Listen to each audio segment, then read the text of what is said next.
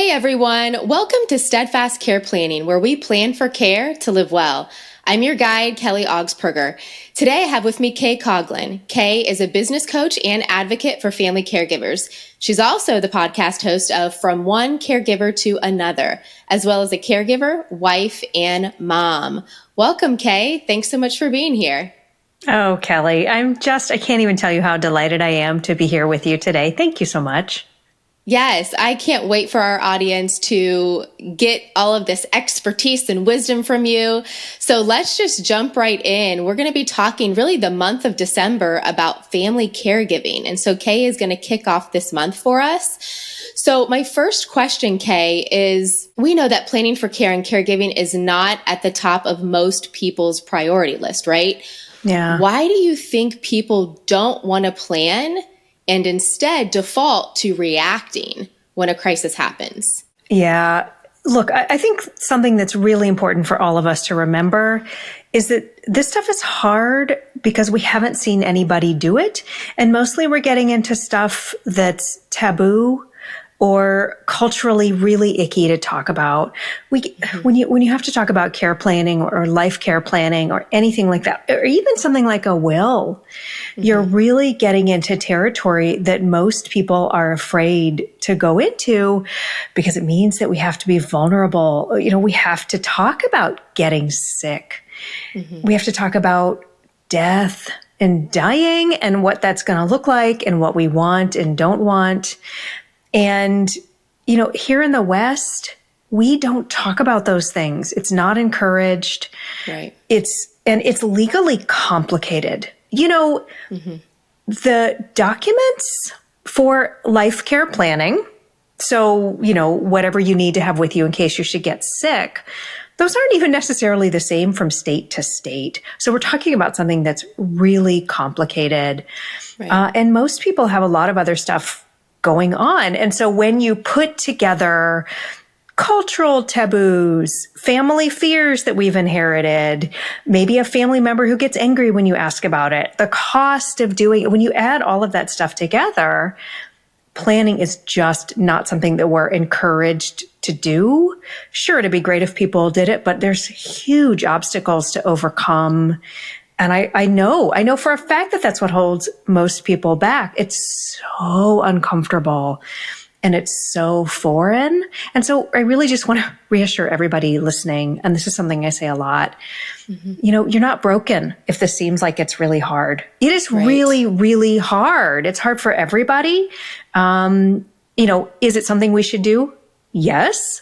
Is that an automatic way to overcome all of those roadblocks? No, I'm sorry, it's not. So I think those are the reasons that we avoid planning. Yeah, I agree. There is a lot of fear there, and the complexity of it is just so great that it's almost like, well, it's too much for me right now that I'll deal with it later. It's easy to put off because it just feels so heavy. But when we put it off, and if we get to a crisis, that's when it's even harder because there's so many emotions at play, right? If something happens to a loved one, maybe there's a fall or there's a diagnosis or something like that where care is needed, emotions are at an all-time high, right? And so we're often reacting out of these heightened emotions, which often we're not making good decisions then. So if we can really address this up front and plan for care for the future, when everyone is healthy and everyone is in the right mind, then our future, we're going to be better off, right? Yeah. And so one of the things that we really have to do, and actually, you know, what you do professionally really comes into play, is we have to find a way to make these conversations less emotionally loaded. Yeah. More neutral. You know, we have to be willing to learn the language of, I guess, of de-escalating a conversation. You know, this is something that I do with my clients quite a lot, whether we're talking about business, which is, you know, my main area of coaching, or whether we get into the family caregiving, which many of my clients are caregivers, is we actually will practice having conversations so that we can learn and memorize that language of how to de-escalate a conversation. Because look, if you're talking to somebody about something like, you know, a will, and you ask a question, it's highly likely that someone is going to say something to you like, are you accusing me of not planning? Are you accusing me of loving your sister more than I love you? Right. And we have to have the language to be able to really neutralize those situations so that we can have rational conversations. And that is just not easy to do. And actually, in that situation, language that I would recommend is probably, oh, no, I actually didn't say those words at all. I'm really curious. This is information that I need. Yeah. And, you have to give people the chance to be able to back down from what's kind of like throwing a loaded grenade into a conversation. Yeah, because otherwise they're going to be on the defense, right? They're going to feel attacked if you're coming at that person with that language. But if you're able to diffuse it and neutralize the situation with positive language, and I think even coming from an area of love, right? The reason that we're planning is because we love you, because I love you. And so let's do this now so that in the future, everyone is better off. And so I think if we approach it from a positive standpoint and not attack and say, oh, I can't believe you haven't done this yet. How dare you? No, that's right. That's not going to start the conversation off well, right? But being able to come and say, hey, listen, this is really important to me. This is really important to our family. We love you so much. So we know that in the future, if receiving care is highly likely at some point in our lives. So what can we do now to plan for care to live well? Where do you want to receive care? How are you going to pay for care? And what is that going to look like? Who's going to provide that care? So getting the family together in a positive, uplifting way, right? Rather than attacking. Yeah. One of the things that I always tell caregivers is it's okay to put yourself in that conversation too.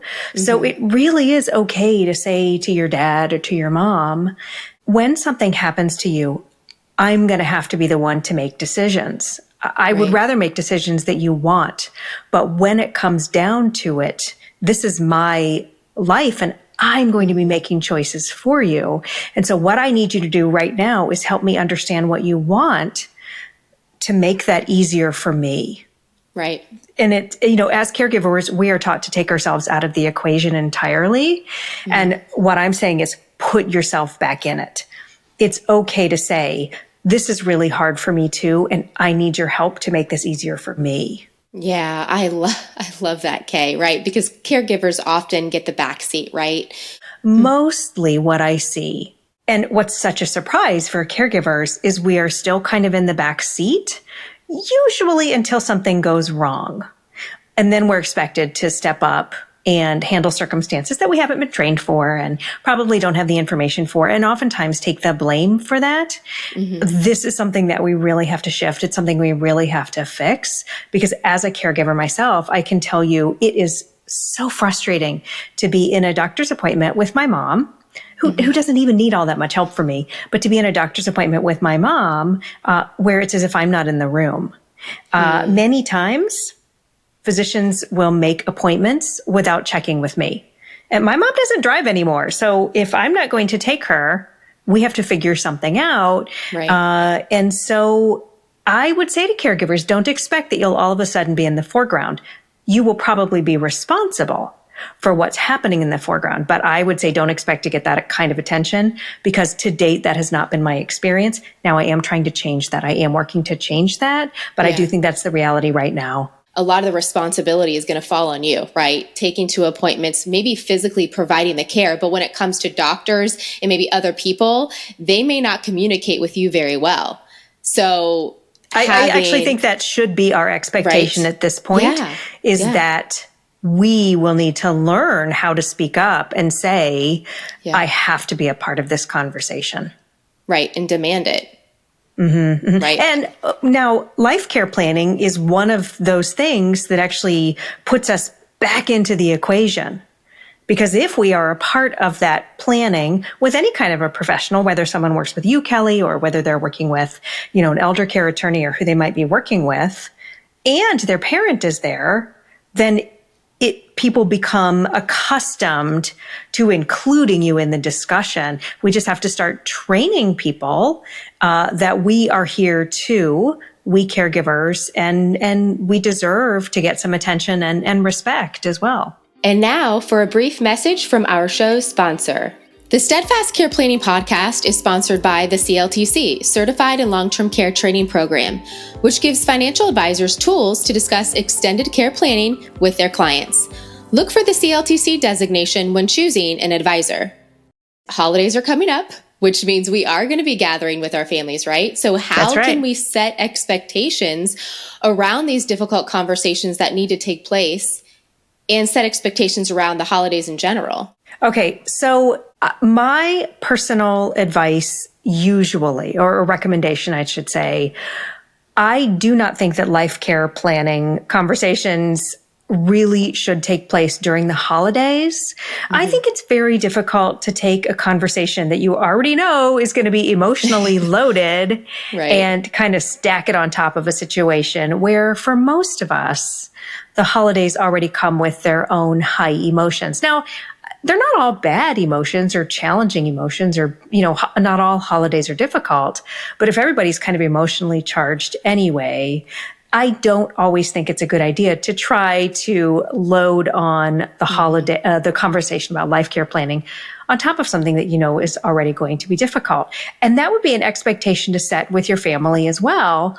I mean, I certainly have known many situations where people are sitting around, Christmas dinner or New Year's dinner, and someone says, Dad, we should talk about getting a will for you. For myself, I would automatically speak up and say, I do not think this is the right time or place. We should absolutely schedule a time to do that, but it's not tonight. It's not tonight. It's not right here. Right. And I am telling you that I would go so far as to leave that table. If whoever was insisting on talking about that, I don't think that's setting anybody up for success. And I think that when it comes to setting expectations around the holidays in general, that we have to remember that we need to do it. One of the examples I always like to use is if people are coming over to your house and you don't want people drinking, tell them in advance. Yeah. Say, we're not going to have any liquor at my house for this holiday situation. Now, people might get mad. People might push back about that. But you have every right to say there won't be any drinking at my house this year. If for whatever reason that's important to you, or if all you want is wine and beer, then you tell people that. Mm-hmm. And even if the only reason you're doing that is because you have a single relative who always abuses it, it's still okay for you to say that. And there are so many opportunities around the holidays for us to set expectations like that.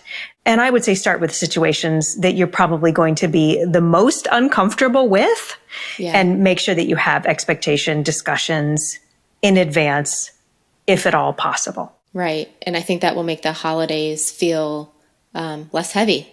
And people probably will be able to come to the holidays and they know what to expect. If you've laid boundaries, and I know you're big on this, Kay, setting boundaries, we know what to expect. I mean, I think about this even with my kids and my husband, right? If we're going into a weekend, what's going on this weekend? If no one knows what's going on, they almost flail, right? We want expectations. We want a schedule. And same thing with the holidays and our families and work in all areas of our life. I think setting proper expectations is so important so that we can not just survive the holidays, but thrive in the holidays. That's exactly what we need, is really to think about how to set things up so that everybody has their best chance to be their best selves. I really think it takes the pressure off when you set those expectations in advance and you say something like, we can't have any dogs at our house, or we're not going to have any drinking at my house, because then, I'm telling you, someone is still going to show up with their dog. Someone is still going to show up with, a big bottle of rum in their hand. And it kind of takes the pressure off when you can say, I already said that we can't have this here at my house. So we're going to have to work something out. Okay. And you can just be so much more loving about everything when you've made those decisions in advance, and you can just keep communicating them. Will people still get mad at you? Probably. But that's just not something you have to be responsible for. You know, if you have family members who are well known for breaking all expectations and being disrespectful in that way, then at least you can be prepared for how to handle people like that. Yeah, I would imagine tone plays a big part of this. You know, tone can play a big part of it. But I like to be really careful about reminding people who's responsible for what. So I'm only responsible for telling you the information that I have and what's in my heart and for being honest. And I can say those using whatever words I want and whatever tone, and I can set that up and it can be perfect. And you still might take that and get terribly offended and never talk to me again. So what I'm responsible for is communicating with you as clearly and thoughtfully as I can. And what I can't be responsible for is the way you react to that. I literally don't have any way of controlling your reactions. Now, if you are in a situation where you really feel like you're having to do a lot of managing yourself in order to get somebody else to behave, that's probably a relationship that you need some help with, because that starts to sound a little bit to me like maybe it's codependent. You know, there could be a lot of things going on there. I don't want to try and diagnose anybody. I'm not a psychiatrist. But if you find yourself in a situation where you're spending 95% of your energy managing somebody else's reactions, I just want you to know that's not a healthy adult relationship. And that's something to get some help with. Yeah, agree. Seek a counselor, psychologist, someone, You got it. a professional, right, to help you. You got it. In that relationship. Well, Kay, I know you talk often about the human giver syndrome. Can you talk to us about this? How can people recognize the habits and begin to heal with the human giver syndrome? Sure. Okay. So human giver syndrome is a term that was coined just a few years ago, but it's actually been around for thousands of years. The term was coined by a woman named Kate Mann. She's a doctor of philosophy. And the book is called Down Girl. I think it was published in 2018. I've got a link to that actually on my sources page on my website. Okay. And basically what it is I'm paraphrasing here, but it is this belief that there are some people who, and these are the givers, who ought to be responsible for the success and the happiness and the comfort and the thriving of the people around us, no matter what it costs us. And we are supposed to be willing and happy to drain everything out of ourselves so that the people around us can have what they need and get what they need. What's important to know here is that human giver syndrome, if you identify with this the way I do, you haven't done something wrong. This is not a problem. You didn't do something to earn this. This is a syndrome in the sense of the wider society. So this is something that you inherited. It's something that I inherited, and I was designated to be a giver, basically simply because I was born female and still identify with being female. You know, in all of my roles, wife, mom, caregiver, I'm expected to be female.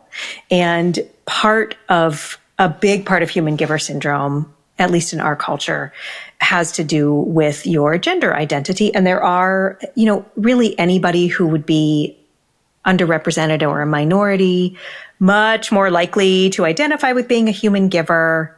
Okay. And if you find yourself feeling resentful, always knowing that you're pouring everything out of yourself for somebody else's sake, if you find that you're in relationships where the expectation is that you will jump every time somebody around you needs something, those are some really good indicators that you probably are being identified as a human giver, whether or not you know this is going on or knew it was going on beforehand.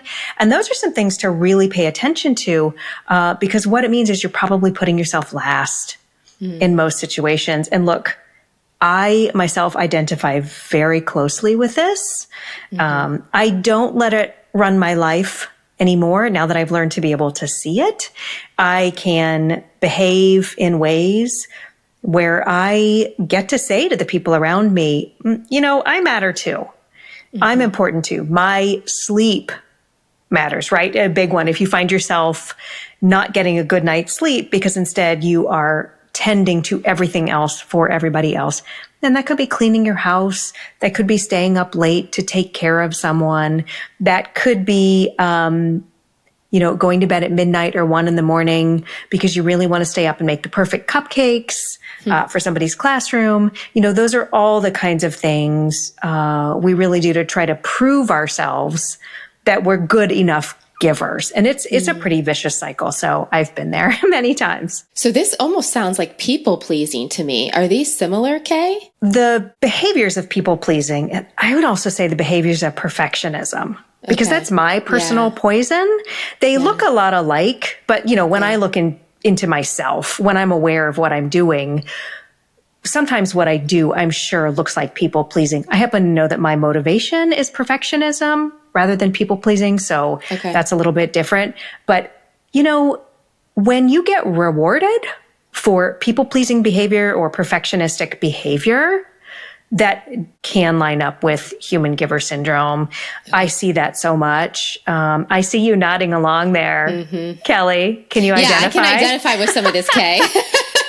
I feel like been there, done that. I think the older I get, I am getting better at saying no and getting better at setting boundaries. And it sounds like setting boundaries is a way to begin to heal from human giver syndrome. Would you say that's one way? For sure. To work through it? It's setting expectations and setting boundaries. Now, of course, there is a lot more to it. And I just want to go on record saying setting expectations and setting boundaries is not easy to do, especially if you've lived most of your life without boundaries.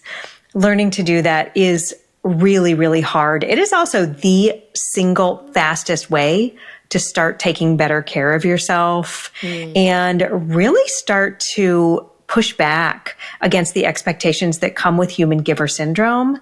So, learning to say no, that's pretty painful. And I don't actually know that it ever gets all that much easier. I mean, it's been something that I've had to learn to do. I mean, just in the last few years, a lot, especially during the pandemic when everybody was home with me. Yeah.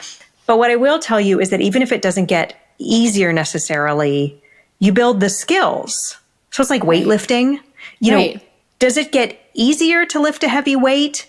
I mean, I don't necessarily know that it gets easier, but it becomes possible. And it's because you've got all the skills and all the training that you need so that when you walk up to that barbell, you can lift it when you need to. And that's kind of the way boundaries work too. Right. It's like muscle memory, right? Oh, for sure. It's muscle memory. Train our bodies on how to do it. And so, the next time that opportunity comes up for us to say yes or no, we've had that experience already and we can set those expectations, set those boundaries. And let me tell you, one thing that I know about myself is that when I have to say no to something, I'm going to have a moment of pretty serious anxiety and maybe even a little bit of panic. And I'm probably going to feel guilty and I might feel like garbage for a little bit if I have to say no.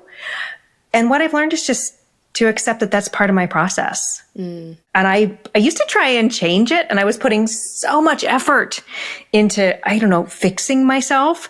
Like I shouldn't feel anxious when I have to say no. Right. And it was probably about 3 years ago that I started kind of giving myself permission to just be who I am.